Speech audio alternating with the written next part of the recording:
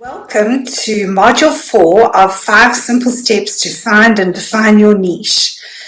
In this module, we get further into defining and refining your niche using a series of questions to provoke additional clarity in your thinking.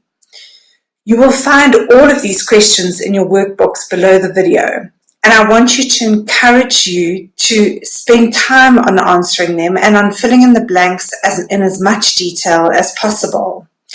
But before we go through the questions, I want to share another niche story with you, and this time it's about my hairdresser.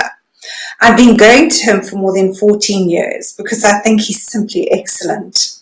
He specializes in shorter hairstyles and actually refers new clients who have long hair to one of his peers because of his preference for working with short styles, where he says he gets the chance to be really creative and use his technical skills to their greatest advantage. You see, he says that you can hide a lot of sins with longer hair, but you simply cannot hide a bad haircut with short hair. And he absolutely refuses to do upstyles because he says that there's often a huge gap between what the client's hair will allow you to do and what the client wants you to do with it. He's also quite specific about who and what he will work with. But despite this, he turns over 6 figures every single month and has more than 800 loyal clients on his books.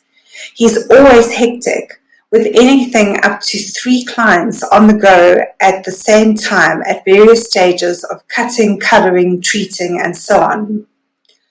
I once asked him if he always knew that he wanted to be a hairdresser, and he said that since he can first remember, he can always remember loving the feeling of running his fingers through hair.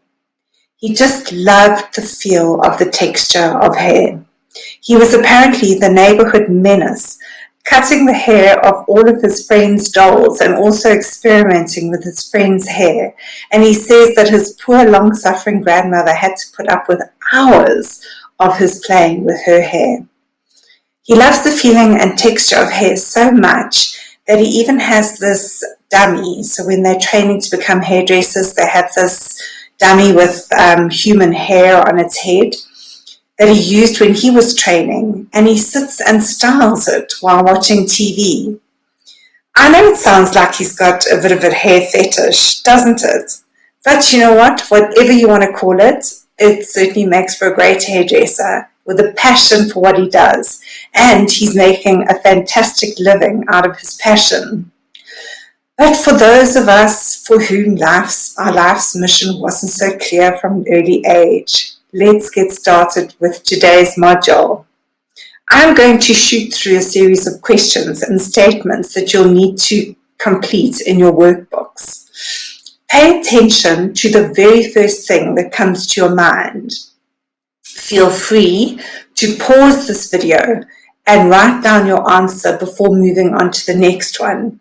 And don't spend time crafting your answers and carefully choosing your words. Let your gut instincts guide you with this exercise.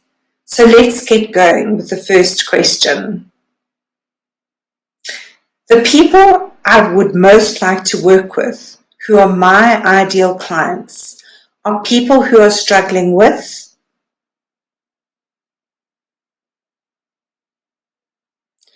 what really gets me going is people using the word, especially when I see them doing.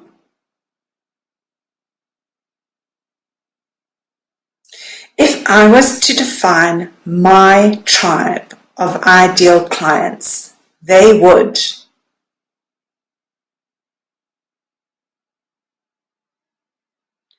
I definitely wouldn't find my ideal clients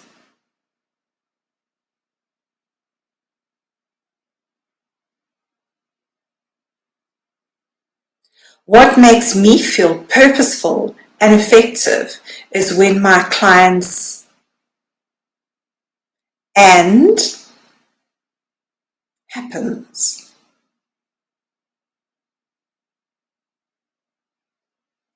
The world would be a better place if only.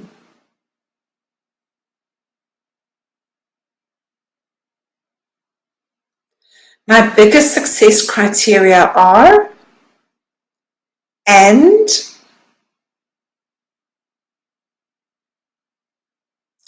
my ideal client is kept awake at night by,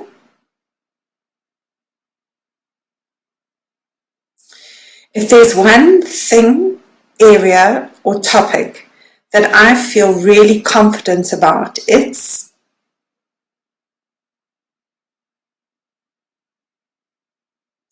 off the top of my head, I can get in front of my ideal clients by, and by,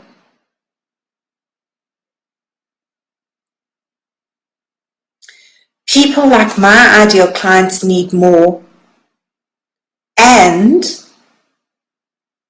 in their lives. If I was to be picked out in a crowd, I would want it to be for,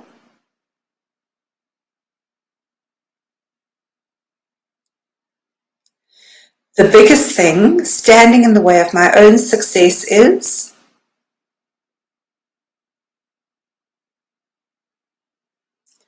I fell in love with coaching because, when my clients finally,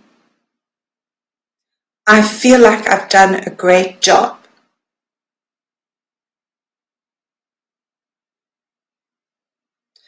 What really bothers me is when I see people doing and being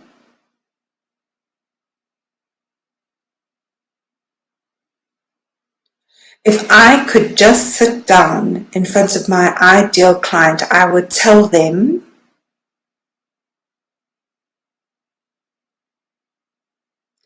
the way that I do this work is unique because,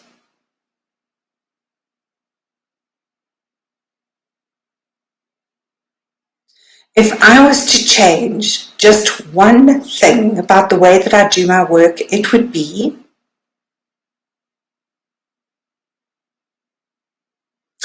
my ideal clients' top goals elude them because, the world needs more of and less of,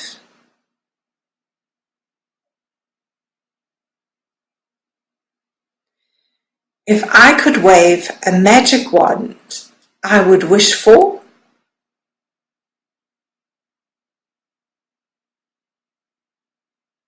when I see people struggling with, I immediately want to,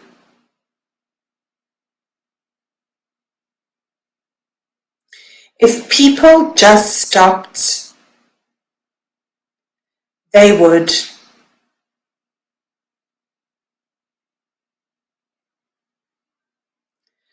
I'm completely obsessed with,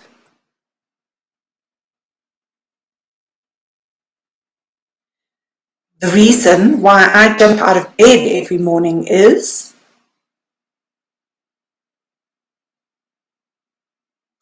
if my clients could just, then my work would be done. When people think of me, I want my brand to stand for, and I want them to immediately associate me with. So that's it.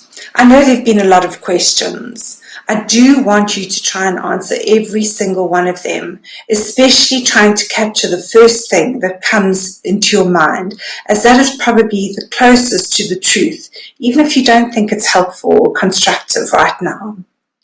This will all be worth it tomorrow, when it will all come together like magic. I promise you, because I've used this system with hundreds of clients over the years, so I know that it really works. You're almost there, so give yourself a huge pat on the back for making such an amazing investment in yourself and your business. I'm so impressed And it's for someone exactly like you that I created this online course. You're a winner for getting this far. All the hard work is behind you, I promise. I'll see you tomorrow when we bring it all together in a powerful niche that will magnetize your clients. Well done.